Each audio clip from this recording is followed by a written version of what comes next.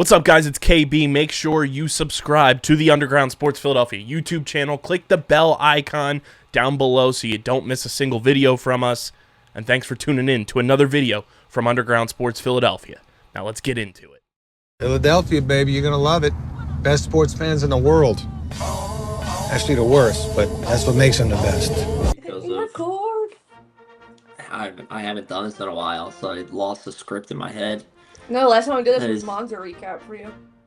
Ew, that's gross. That was the last time you were It's been a while, honestly. But I am back. He's back. Hello, everyone. We should have started playing with the Italian national anthem. That's how we should have started the episode. That would have been funny. That would have been really good if we did that. Couldn't have rapped in a flag. Oh, that would have been really good. I know we should have done that. Correctly. Correctly. Oh. But like you said, hello everyone. Welcome back to episode number 127 of the Underground Circuit podcast. My name is not Tasia, although it says it in my box. Because Kyle made up.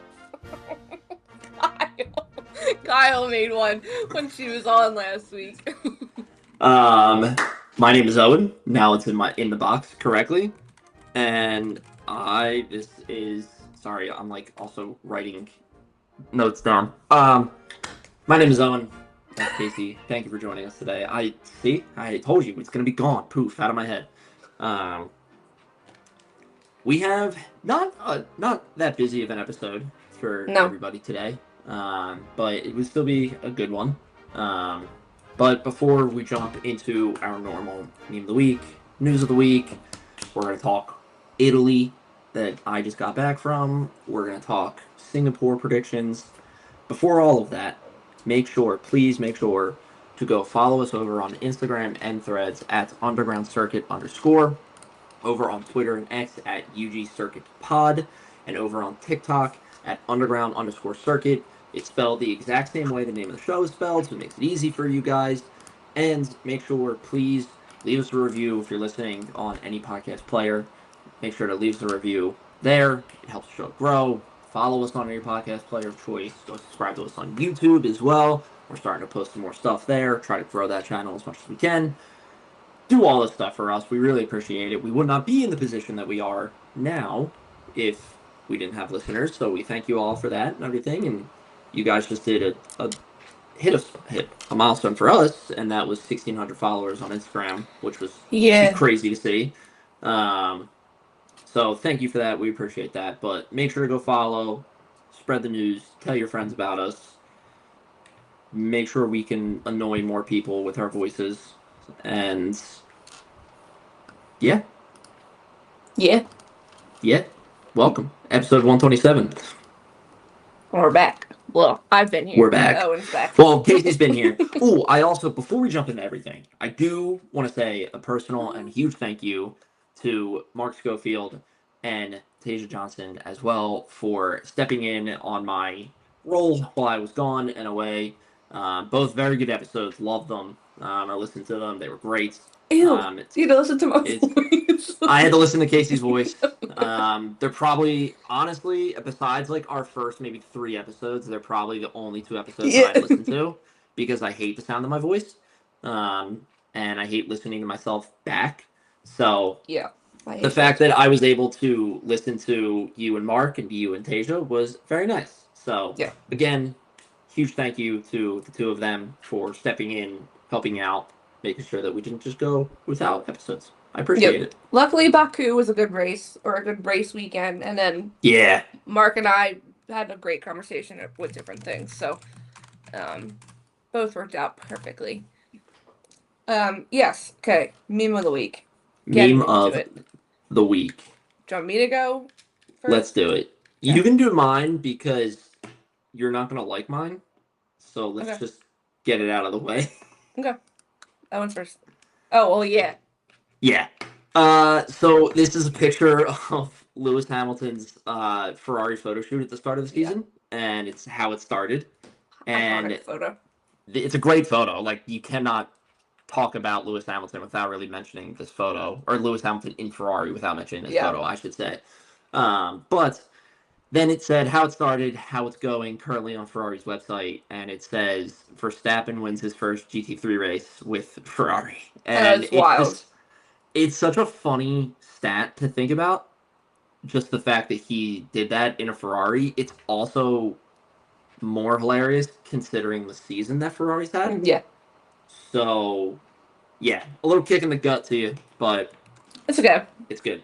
That one's a good one. That one, honestly, it works. You know how on Threads, there's always it's been however many days since Red Bull's posted. Yes. So when we counted it last week when Ferrari or someone posted with when Max won. So we counted that as we stopped the counter because it was another time that Red Bull or Max and Charles were posted at the same time. But obviously, was not really that. So, okay. My meme of the week comes within stages, kind of. There's a whole story to it. So stages? Over the weekend? Yeah, this is 5 days ago. 5 days ago, McLaren posted this beautiful photo from the factory with the sun setting, looking over the lake and everything. Beautiful, picturesque photo. Absolutely stunning. It's photo. Lovely. Yeah. It quickly took a mind of its own, real quick. So, first you had Mercedes add in George Russell, which the placement of George Russell looking like so good. The moon. Like, he looks like he should be the Teletubbies moon. Looking over, or the sun. So first Mercedes added George. It also doesn't help that there's 63 in the window, so it literally works perfectly. Yeah. Then Red Bull adds Yuki on a boat, and they quote it with, "Don't mind us, just looking for Yuki's phone again." I didn't see this one until just now. V-Carb added Isaac right here. The Photoshop for this one is so bad because other people were so good. I chimed in and where is it? I chimed in and added Charles diving into That's great. Yeah. That was such a good addition to it. Is Charles diving in? Diving in from obviously when he won Monaco, and then not Red Bull. People under me. Sorry, my mouse has been so annoying. I just want to see the. What is happening? Okay, well, because someone else added someone. Other people chimed in and added someone else looking like a lifeguard, so that's where I was going with. But yes, that's my meme. It took a mind of its own, but I think it's freaking hilarious that it just. So today, McLaren posted a new one, and they're like, "All right, Photoshop editors, here you go. Let's do it." Yeah. Time again. So they're one more time. Since you had so much fun with the last one, they're like, "Here, you can do this again." But it worked out perfectly. I posted the new one. There were tweets they only posted on Twitter, and I was like, "Avengers Assemble," because I was like, "It's gonna happen again." But it's going to. That was. I love when interactions like that just happen organically. Yeah. And naturally in threads and stuff like that.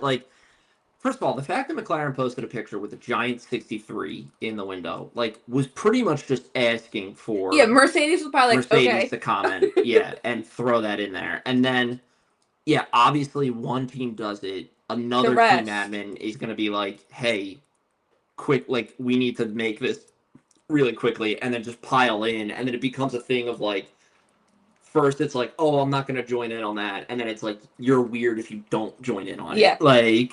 Well, someone's like, "Thank you for taking the job of Ferrari," because literally Ferrari didn't even reply on Twitter because it happened on Twitter too. But someone's like, "Thank you for filling the shoes of the Ferrari admin." I was like, "Just doing my job one day at a time." The job. But it also on a non F1 race weekend, Red Bull did post about Max a few times, obviously winning his race, but it wasn't a Red Bull full on race, so they're not gonna fully post about it. So it was the perfect easy Friday. It was a perfect time for it. Yeah, it was perfect time. Yeah, that was my meme. That was a meme. Moving on. Weekly news. We have some pieces of weekly news, some sad pieces of weekly news, some exciting things of weekly news. Do we go with the sad first? Do the sad stuff first because people know, but still. So sad news. Everyone knows. Roscoe Lewis's the true king of the F1 paddock has sadly passed away. He posted last week that because he was supposed to do testing with Pirelli. Ferrari and Haas did Pirelli testing. In Italy when Haas had Romain Grosjean and James Hinchcliffe driving the car. It came out that Lewis was not because he went to be with Roscoe, because Roscoe ended up being very sick. They put him on a ventilator. He was in like a coma and all that stuff. And then Lewis obviously posted yesterday that he sadly passed away after 4 days. But he's had, when people were looking up like for that type of dog that Roscoe was, he lived a long life.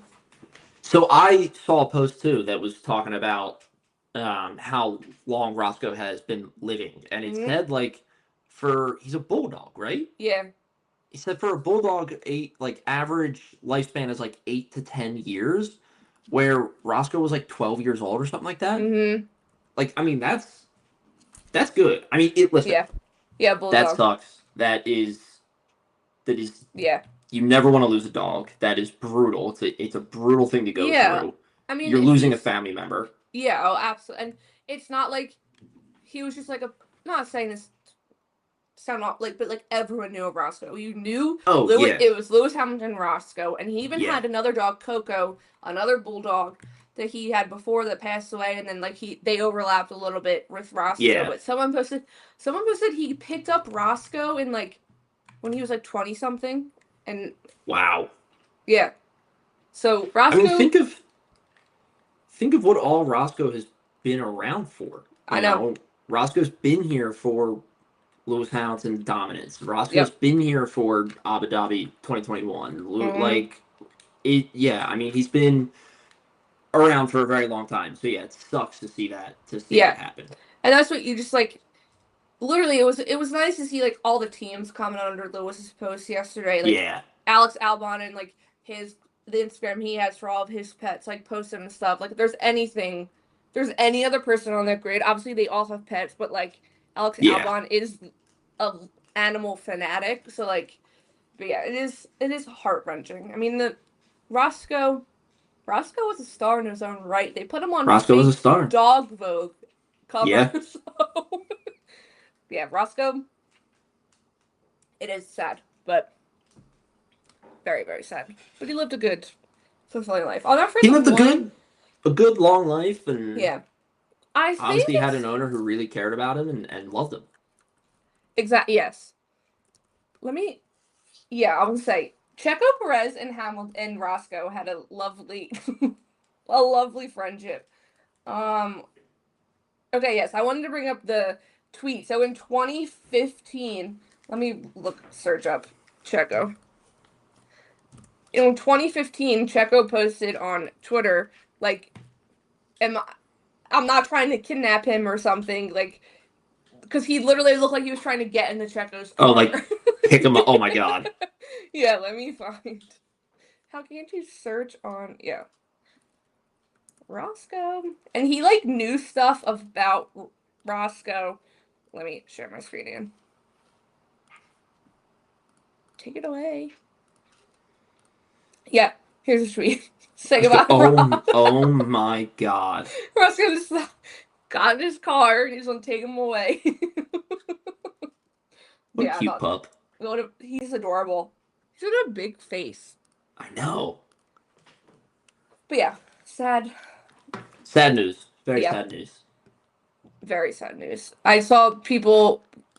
Well, the schedule came out today. It's because it's Ferrari and Williams on the fan stage together this weekend in Singapore, which we're obviously going to hear more in depth Charles' side to the van road trip story. Naturally, Carlos talked about it at the at the Williams factory, but then people were like, because I was like, Lewis and Alex will be over in the corner, like, why are we up here? Where people were like, Alex and Lewis can talk about pets over in the corner, and Alex can check in on him. But yes, very, very, very sad news. Moving on to some fun or exciting news from the weekend. Obviously, Owen's meme mentioned it, but Max did race this past weekend, and obviously won. Is anyone shocked? No. Watching him go from P3 to P1 in the first corner, I was like, yeah, okay. Not surprised. That. Sorry, this shirt is it's so easy for the buttons to pop out, so I was like itching my collarbone and one popped open. I don't want anybody to think I'm stripping on camera. Oh my god. Welcome back. But yes, Max won with his young teammate named Chris. His first name was Chris. I'm blanking on his last name too right now. If I type MaxVerstappen and Chris Lullum? Yeah, you're correct. I think so. You're correct. Yeah. Yeah, Lullham. Mm-hmm. But yeah, very exciting from them. The start was just insane to see. The start's incredible, and I mean that is just pure Max. Yeah, it's literally a Max Verstappen start for a race. Like there's nothing else to talk about. But yeah, Chris actually came from he does the Endurance Cup for Verstappen Racing and stuff. So I think he's a part of Team Redline. So he's been there for a while. But I mean, it just like seeing Max people were making fun of him on the podium. They have to pop their own champagne, and he was struggling so hard to open up the champagne bottle. I saw that. So yeah, that was funny to watch. But he also just looked like nothing. He doesn't look happy when he wins in F1, but you could tell he's like, yeah, this is something new. People were like, well, of course he's gonna win. Yeah. Most of the people that would be driving in that were with WEC this past weekend in Fiji, so right. Not everyone normally was there, but clearly Max is going to try and continue to. Oh yeah, and I totally understand that. Like you said, it's a new series that he's racing in, and he wins his first race, and it's like you said, not that he's not happy winning an F1, but you do something new like that, and you prove to yourself that you can do it. Yeah. Especially in that spectacular fashion of taking the lead off the start and winning the race like that. That's exciting. You're going to feel a different sort of happiness for this, I saw some people on Threads obviously went to the race. There was a bunch of people that end up buying tickets after the race because someone did the math once he did the testing. They're like, the race he's doing the testing for is in between Baku and Singapore. They're like, so he could do it. Obviously he did it. So people bought tickets. How cheap it was. I think the person said they spent $25. Yeah, that's crazy. That was ticket and parking. And then they got to walk the pit lane, absolutely insane. But obviously Max, good for you, Max. Just make us all feel a little. I mean, he has had an insane September. He won Monza, won Baku, raced the series, won there. His birthday is today. What a way to close out September. But yes, that was Max. Moving on, some IndyCar news. Mick Schumacher is going to be having a test for IndyCar with Raw Letterman. David Letterman, if he gets Mick Schumacher into IndyCar, that's a genius. I mean, that's really smart. You get the name Schumacher in IndyCar. I mean, anybody watching any sort of racing knows the name Schumacher. So it's a big move for them, and just bring back Mick, man. I want to see Mick back in a car. I know, I want to see Mick in some form of a car. But yes, his testing is coming up. But yes, he will be doing it with Raw Letterman. Obviously, while you were, I think when I recorded with Mark, it was announced that Malukas was officially with Penske. Yes, I did see that. There's obviously Dennis Hauger's now up with Dale Coyne Racing. There's a lot of questions about where's Rinus VeeKay going to go because he's the only big name that's not Oh yeah. Sorry, I think it's literally pink outside. Everything is glowing. But yeah, I can see it out here. But yes, Mick, happy. That'll be fun to see. And then yesterday, Cadillac announced that Tyler Epp, who was a former president of the Miami GP, is now going to be the head of global commercial strategy. You got there. I have global and head switched on our notes, so I had to reword it in my head. Global. Yes.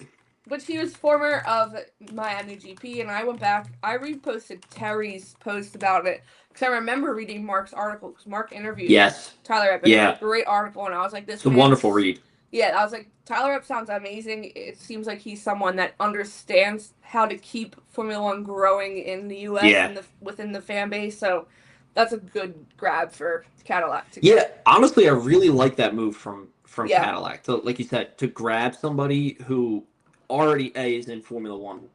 You know, they have the knowledge and the experience and everything, but more specifically, Formula One in the United States and one of the most popular and still growing GPs. You know, so it's like that's great. I'd love to see that from Cadillac. Good for them. Yeah, perfect move. But yes, I'm sure we'll see more. I think Checo was at the factory.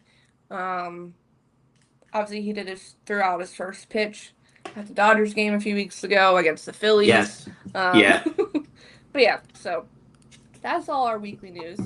It's been kind of quiet, but we're getting into the last few races of the season, and they're just going to fly by.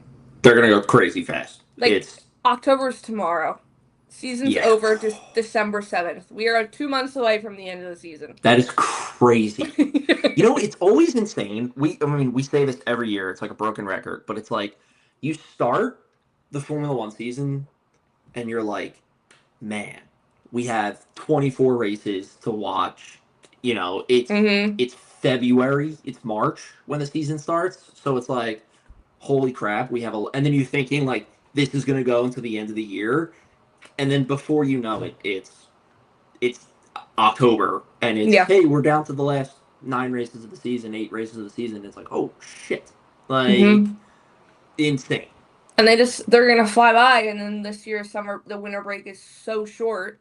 By the time the season ends, we literally I think have a month and a half before they're back for preseason testing. So it's crazy. It's gonna be a quick turnaround. Like the amount of. I remember when we started doing the show being like, what are we going to talk about during like all season? And like now it's not really an issue because it's going to be like, we already have a shorter all season. And you're saying that like it's a month and a half. Yeah. And then it's like before that, they're going to do car launches and livery launches and everything. And it's like, we're going to maybe have like 2 episodes where it's going to be like, all right, nothing really to talk about, you know, like here's, you know. And going into next year with so many unknowns, like the new team coming, new regulations. It's going to be insane. But yes. Crazy. That's all for weekly news. Now, before we do our predictions, we obviously want to hear all about Owen's lovely, lovely, lovely trip. All over Italy. You could have found Carlos and offered them a place to stay. I should have. I should have just reached out to them and been like, hey, guys, I'm here. Come hang out. You know? No, I can talk about this for weeks, this trip. Yeah, you're going to talk about it for weeks. Yeah. I mean, it was a trip of a lifetime, and it was so much fun. It was so packed with different activities and going to different places and seeing new things and doing this and doing all this. And I gotta say a huge thank you to my wife Angela for planning all of it. You know, I genuinely did not plan a single aspect. You could do that. She did everything. You could do that 10. You're like, hi, I'm Angela, and I booked the Airbnbs. And you're like, hi, I'm Owen. And then cut you off. You guys should have. That's it. It literally, that's pretty spot on. So we went to 5 different locations, like main locations, I should call it. Within there, we went to different areas. So it was like, we started in Rome, and then we went to Sorrento, and then we went to Florence, and then we hit Cinque Terre, and then we finished in Venice. And it was amazing. It was so nice. It was awesome. I've never experienced jet lag like that before than when I flew into Rome. So we left here at 9 p.m. filled up, like Eastern Standard Time. I landed in Rome at 11:30 a.m. like Rome time, like Italy time. I don't know what the time code is. I had 2 hours of sleep on the plane, and I had to quickly adjust to like new time zone and everything, and being 6 hours ahead from where I am used to.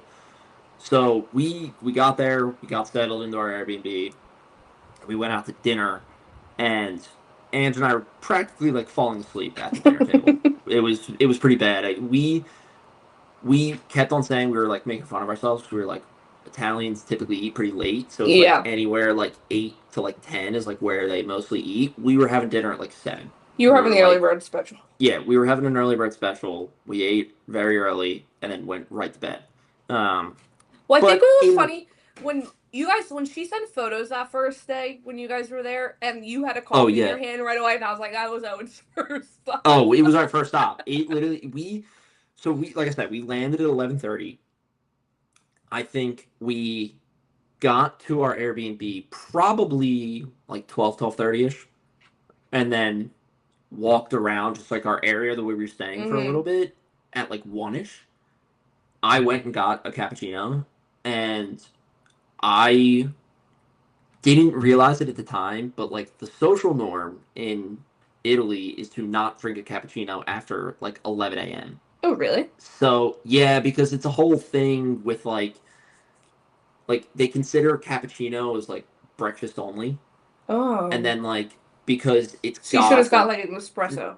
I should have gotten an espresso or something. Whereas like the espresso is like it could be 9 o'clock at night, and if you walk into a place and give me an espresso, they'll do it no questions asked, you know.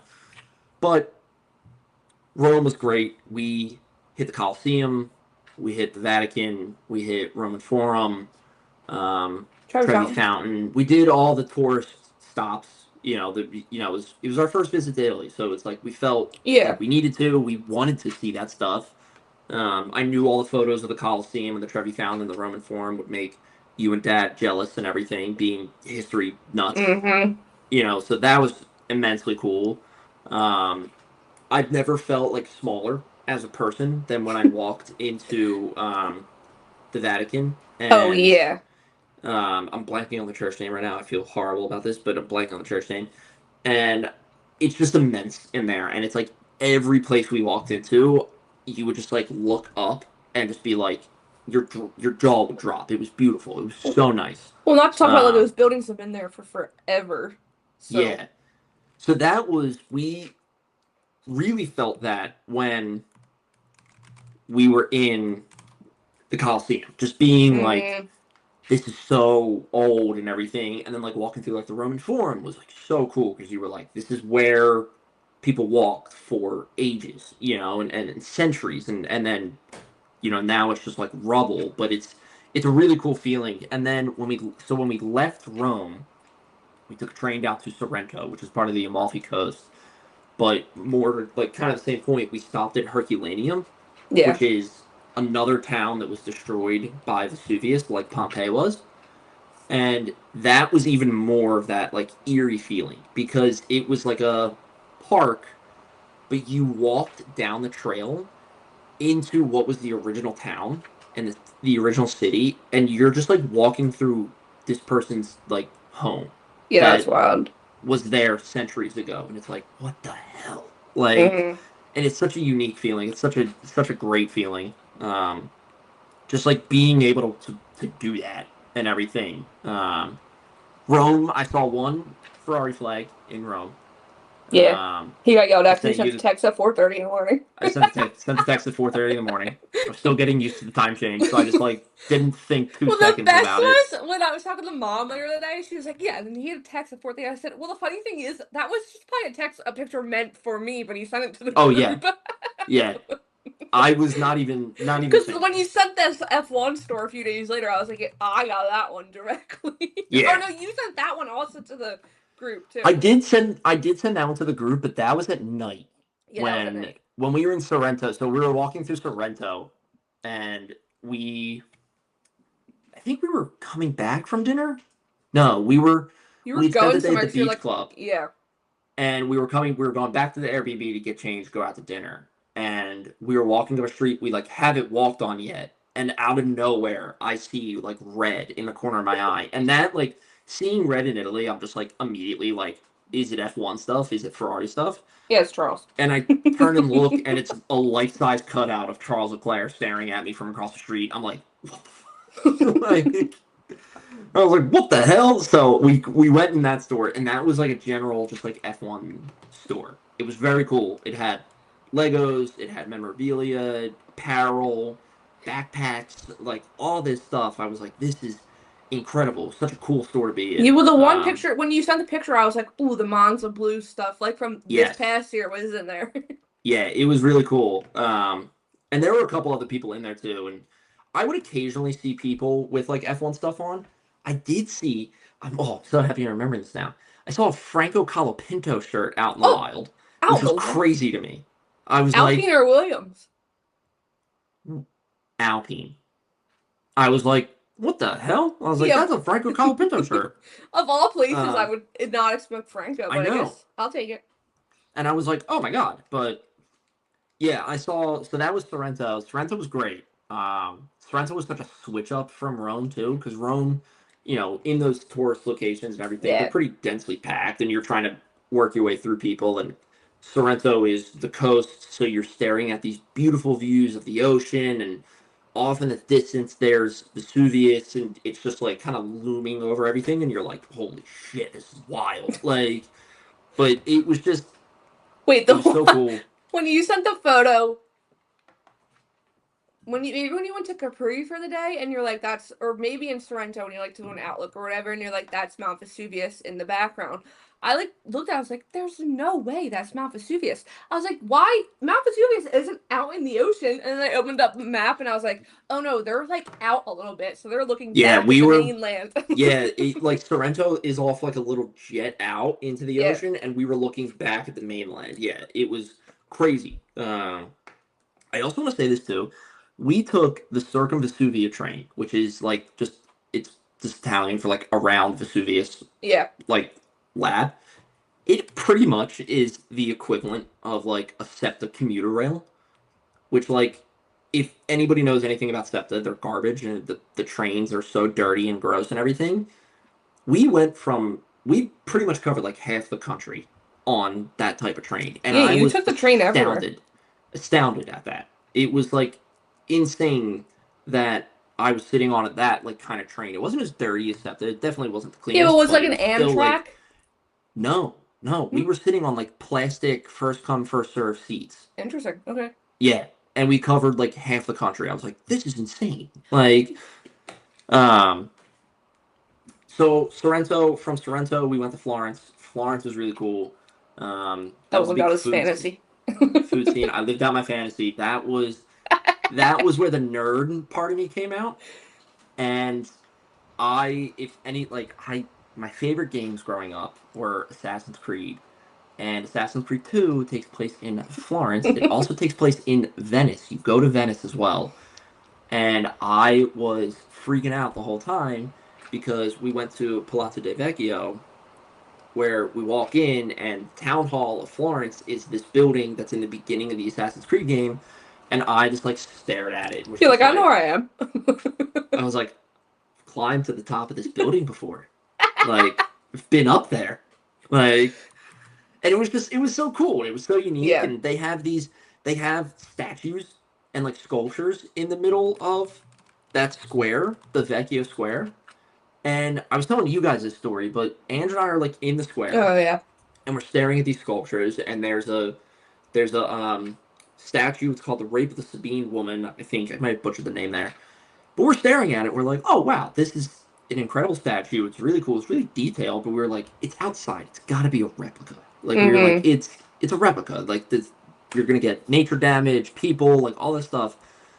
And then when we go to the museum with the David in it, we see the statue again, and we're like, oh, we're like, this is the original. And we're doing everywhere we went. If we didn't have a guided tour, we had an audio guide, which was really cool because we popped in AirPods, and then we're just listening to it on Andrew's phone, which is wonderful. And we get to that portion where it's covering the statue, and it's like talking about it, and it's like, yeah, you know, blah, blah, blah, this is what it's supposed to represent, you know, all this stuff.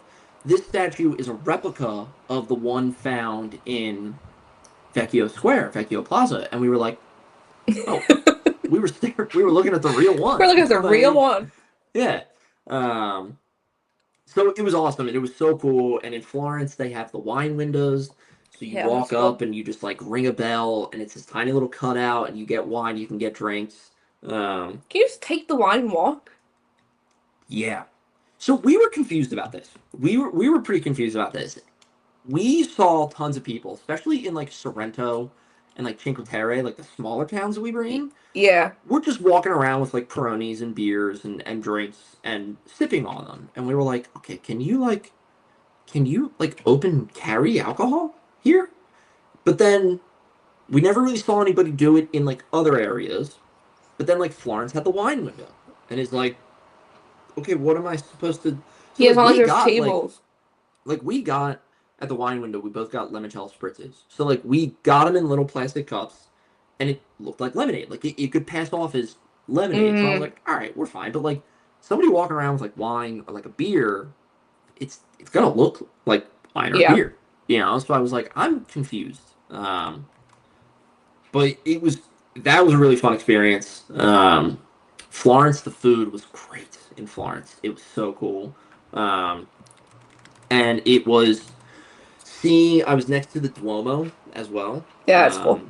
Which is big, white, and like brown chapel. I think it was brown. I don't know. I'm colorblind. I think it's like a burnt red. I feel like. Yeah. The tile. And it was immense. I mean, we were at one night. We went up to a square that was like on a hill that looked down at Florence for like sunset and everything. And even we were like a mile or two away, and from there the Duomo looked massive, huge. And when we walked past it, you literally are pretty much like staring straight up. That's crazy. And there's the bell tower right next to it, and you are just straight up, just like the whole time staring at it. We also went to, in the Duomo, we went to a mass in the Duomo. That's which was cool. Really cool. It was in Italian. It was really unique, and it was really fun to go to. So, I mean, all of it was insane. And then after Florence was Cinque Terre.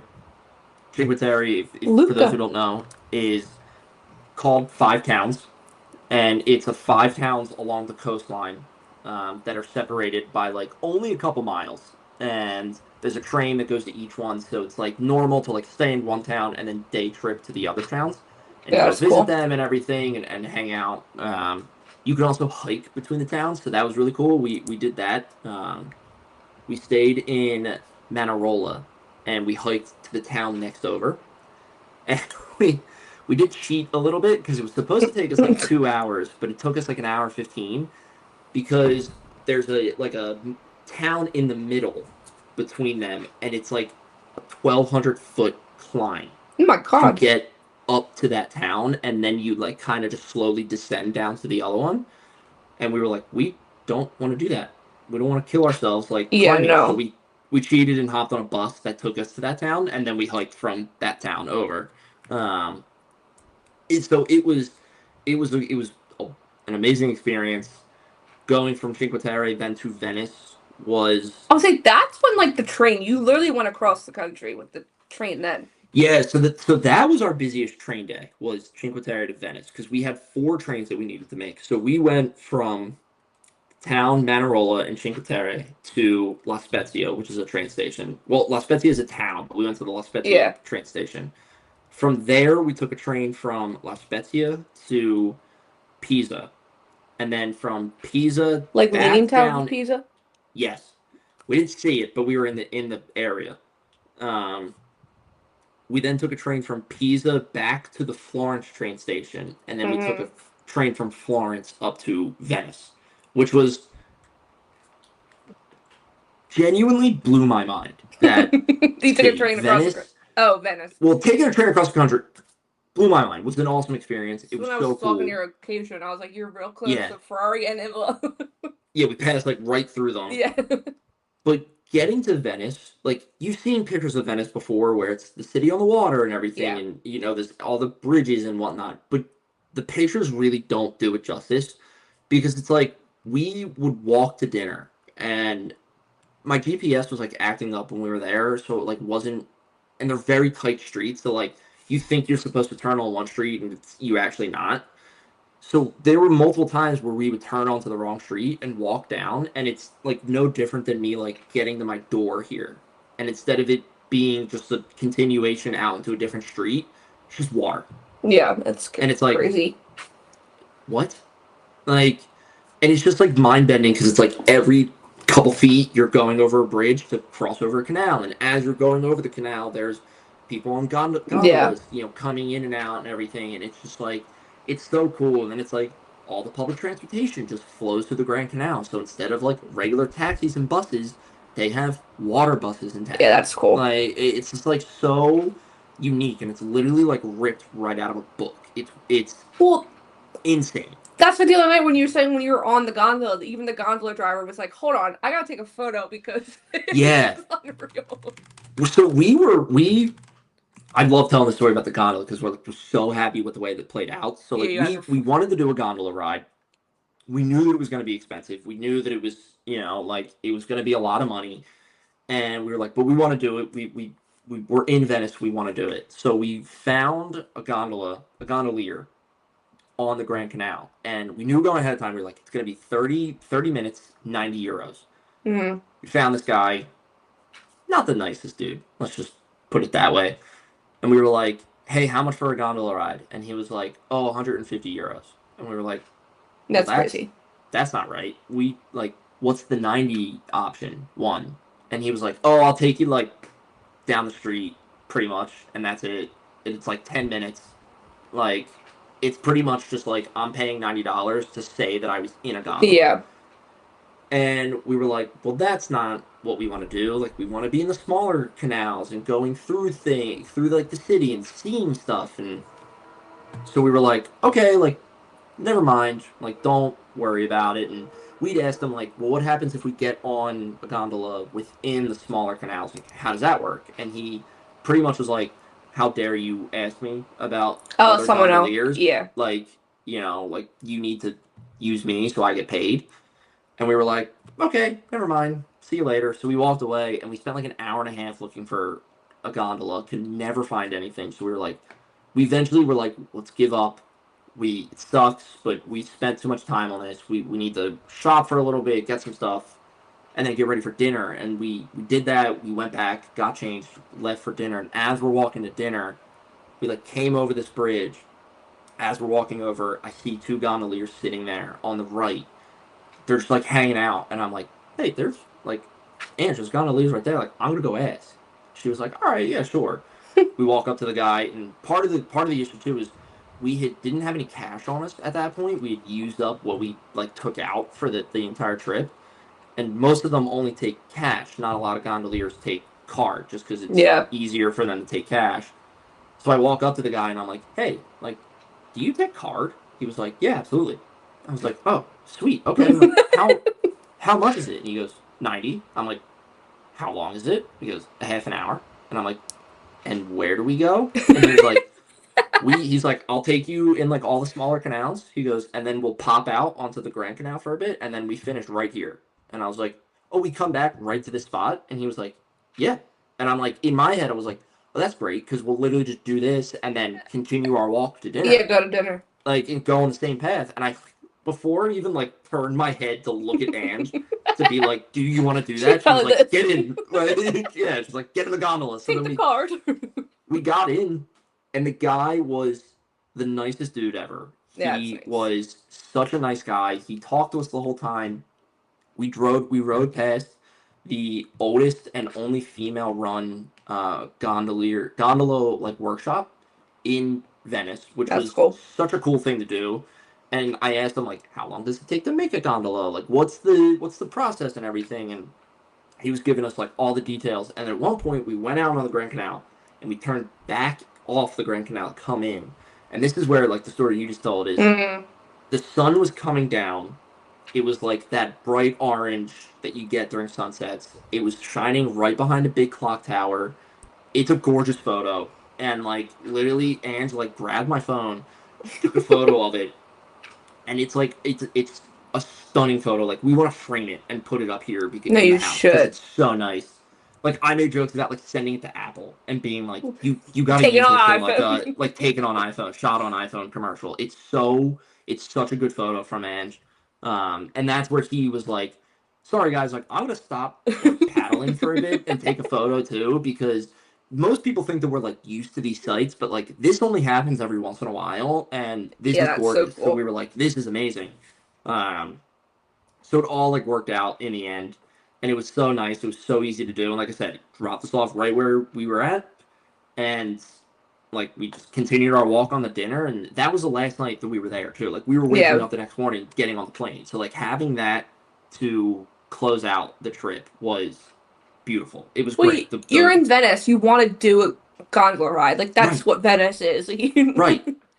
And like we both knew in our head, we were like, we know it's like a touristy thing, like we know, but we're like, we don't know like when we're coming back. If we come back, will we hit other spots? We'll come back to Venice. So we were like, we want to do it. Yeah. So it was the fact that it played out that way as well as it did was amazing. It was couldn't ask for a better ending to the trip. Yeah, and a nice guy that was steering the boat. Super nice. Yeah, such a nice guy. And the couple you guys have a photo with. The couple, yeah. So as we asked the gondolier, like, hey, can you take us?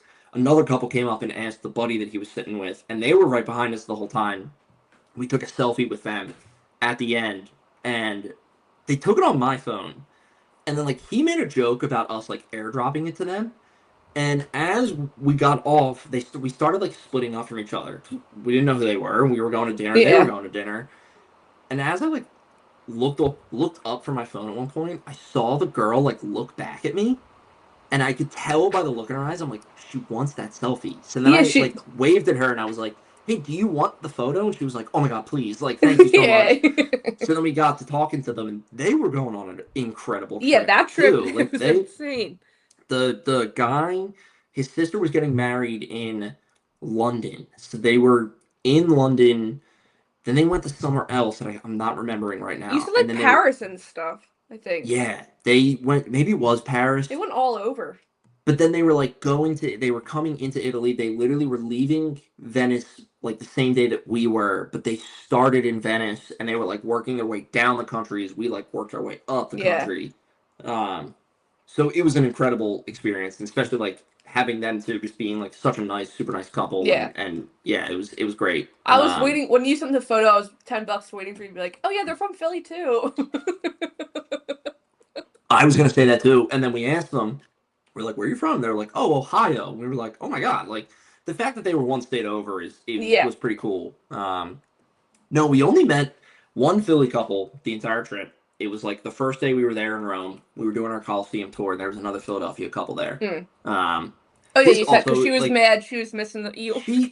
Yeah, we like the way we figured this out is like our tour guide was handing out the tickets to everybody, and was like, "Where's everybody from?" Blah blah blah. And they went first, and they said we're from Philadelphia. And Andrew and I were like, "Oh, nice." And then when he handed us our tickets, we said Philadelphia too, and they were like, "Oh, hey guys." We're like, oh, where blah, blah, blah. They're like, oh, we're Bucks County and everything. Oh, nice. The girl looked at me and she goes, can you believe we're missing the Eagles game for this? And I was like, yes. Listen. I was like, there's two things I want to say to that, first of all. I was like, A, it's like 1:30 in the afternoon. The Eagles don't play until 10:30 at night, our time. Like, right, your Rome time. Yeah. Like, technically, you're not missing the game. And I'm like, 2, the fucking Coliseum is 100 yards behind us. You're fine. Like, we're like the original Super Bowls and the original theatrical sporting events took place.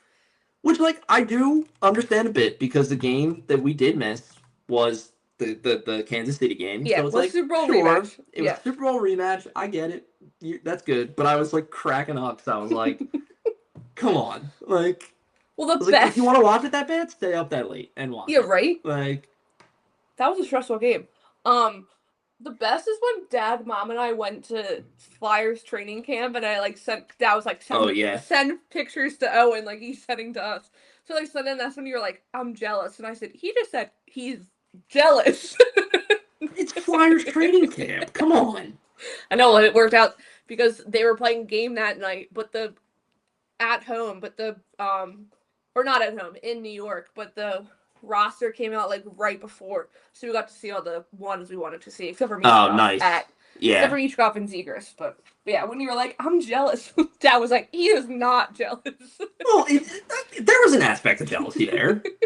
Like I said, it's Flyers training camp. I'm excited that Flyer season is rolling around again. But yes, overall, I had an amazing experience. I would go back in a heartbeat. It was truly like wonderful. You know, I never really worked up the courage to say to anybody like Forza Ferrari. Well, it kind of sucks because like I saw a lot. It was bad race weekend, so don't say it. True, yeah. I saw a good amount of gear, to be honest with you, the whole time. I saw McLaren stuff, I saw Ferrari stuff, I saw Franco Colapinto.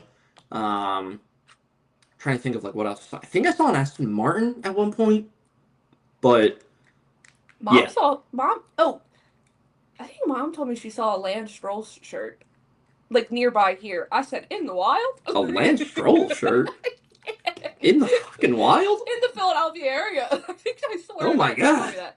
And then I texted you, I think, what was it, like 2 days in, and I was like, Dad's one photo away from sending a middle finger. Yeah, there was one photo we sent. It was about a week into the trip, and I think Mom only answered with like gorgeous or something, and then like I think everybody else either like or Capri. Yeah, everybody else answered with like just like thumbs up and like hearts, and I turned to Ann and I said, they're getting fucking sick of our photos. I was like, and just like, yeah, I can tell. It was a little like, haha, rubbed it in your face. No, they were amazing to see, and I'm sure there's still so many we haven't seen.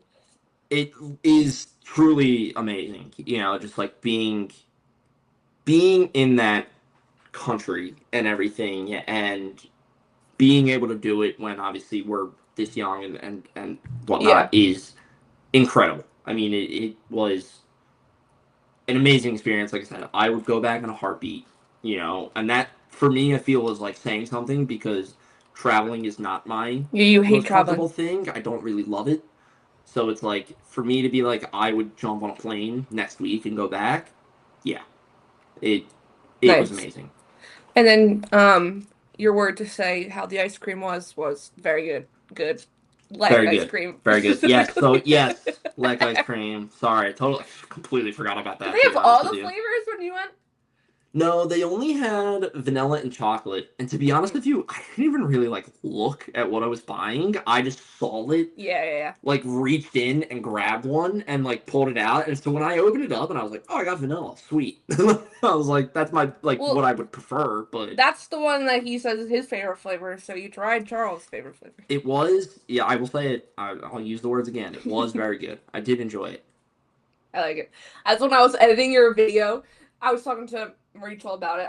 I was like in my pajamas with my hair out, but I did not care. But I was like, when he said, and I know he's gonna be really jealous. I was like, I'm cutting myself in. Yeah.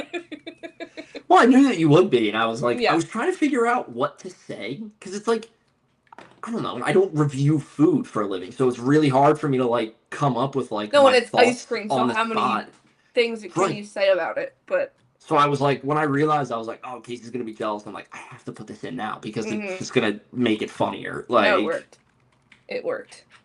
But yes. I'm jealous. You had a good time.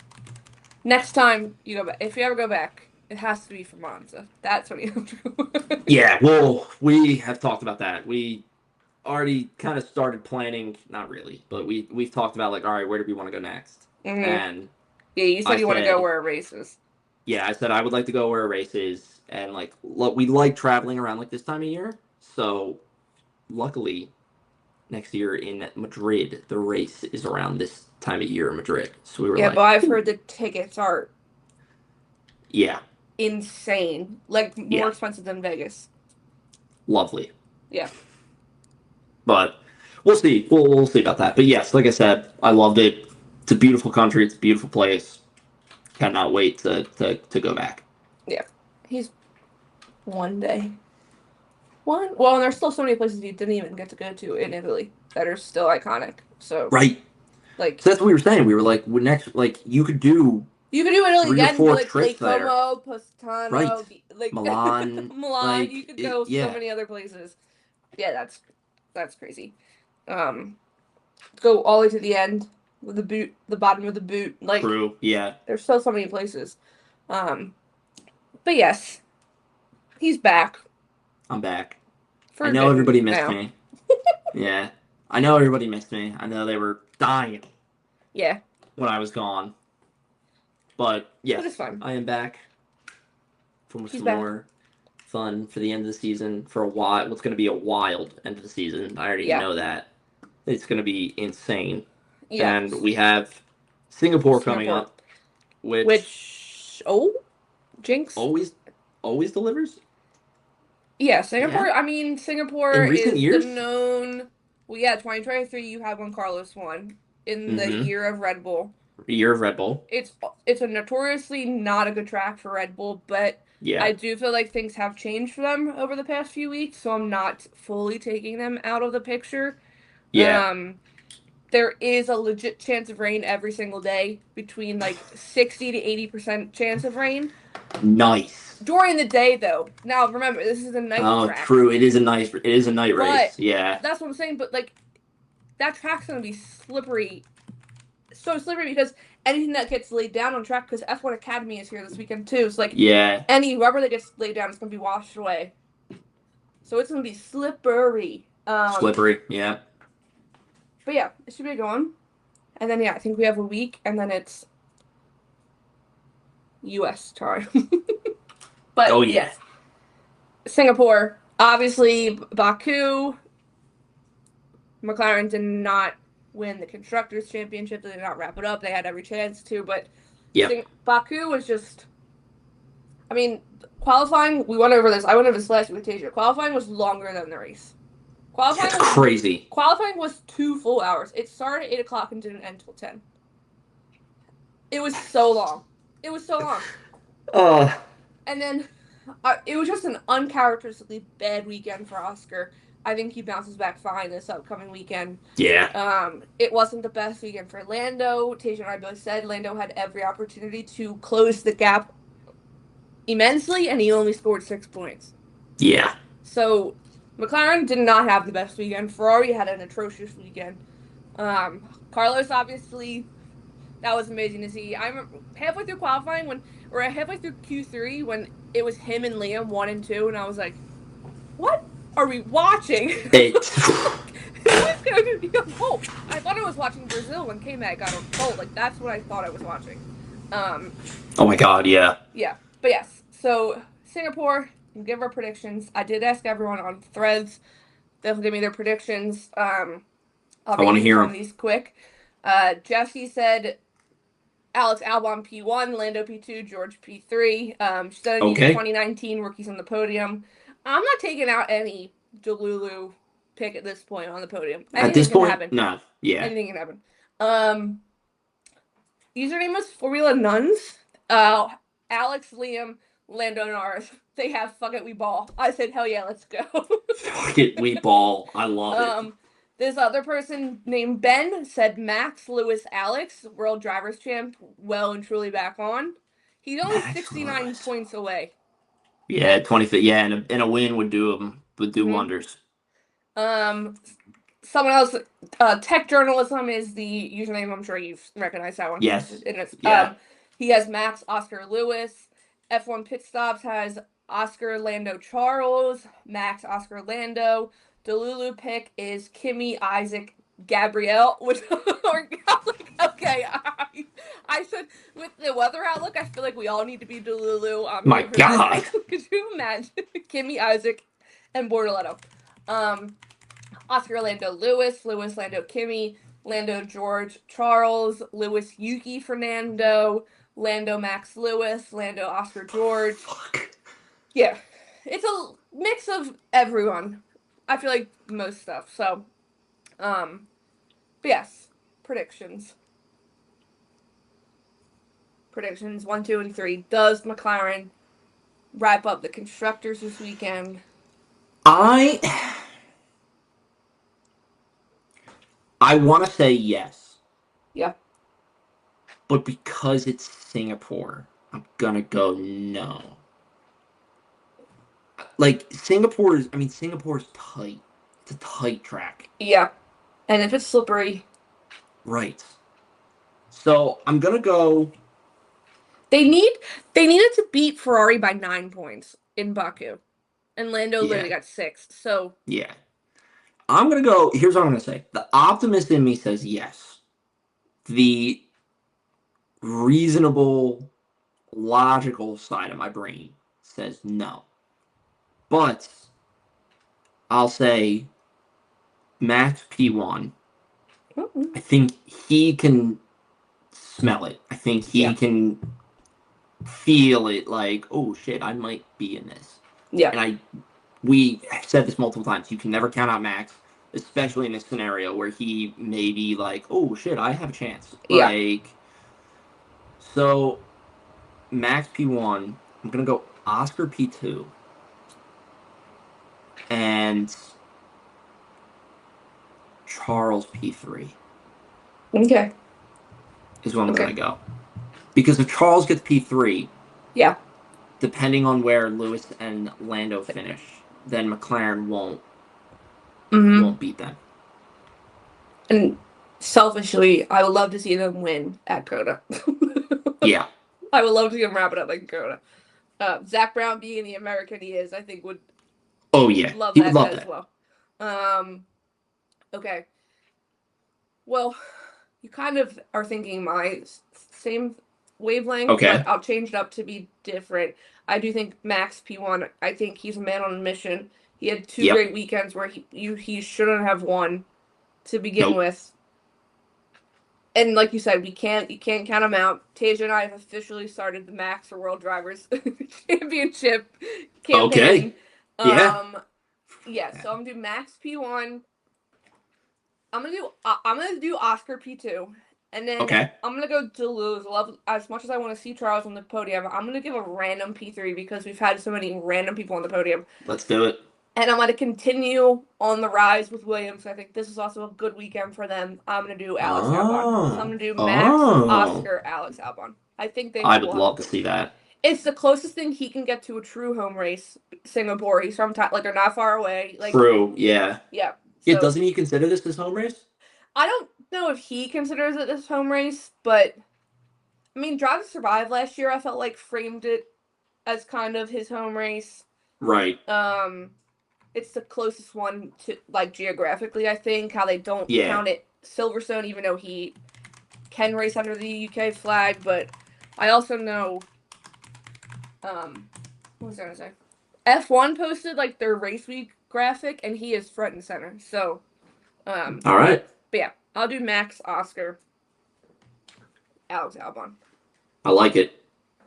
I just want to see Alex Albon on the podium, but... Yeah, so do I. I mean, who doesn't? Yeah. It'd be worth it. But yes. Those are our predictions. What the hell? I'm telling you, this mouse has not been my friend lately. Might need battery. Might need to charge it. Probably. Yeah, so you have anything else you would like to add? I got nothing. Again, thank you for Tasia. Thank you to Tasia and Mark for stepping in while I was gone. I truly, truly appreciated all of your support. Thank you. Perfect. We will be back next week. Obviously, Singapore recap. Pines and Pit Stops. It's been a while because I did not do one with Tasia last week. Yeah. That's probably it because then we have a week before Coda. So, before the good time zones, people. Yo, yes. The very good time zones. Which I forgot. You didn't have to deal with this. I forgot how early Baku was. Like, FP1 and FP3 were 4:30 in the morning. Yeah. I forgot how early they were. But regardless, like I said, we'll be back next week. Please go give us a follow over on Instagram, Threads, Twitter, and TikTok. Our name's been scrolling at the bottom the entire time. We will see you all next week. And thank you so much for listening. Thank you. Appreciate it. See you later, people.